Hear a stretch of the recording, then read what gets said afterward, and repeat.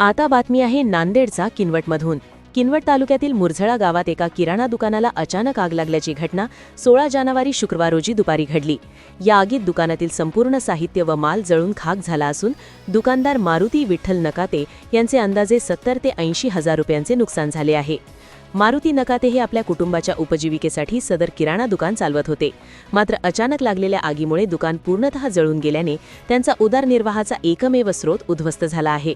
आग नेमकी कशामुळे लागली याबाबत अद्याप स्पष्ट कारण समोर आलेले नाही।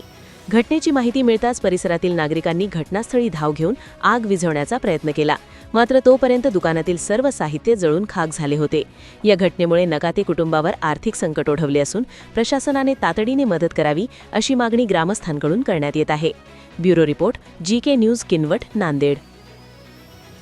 तुम्ही पाहत आहात महाराष्ट्राच्या कुशीतलं जीके न्यूज मराठी, सात जनतेची, भूमी महाराष्ट्राची।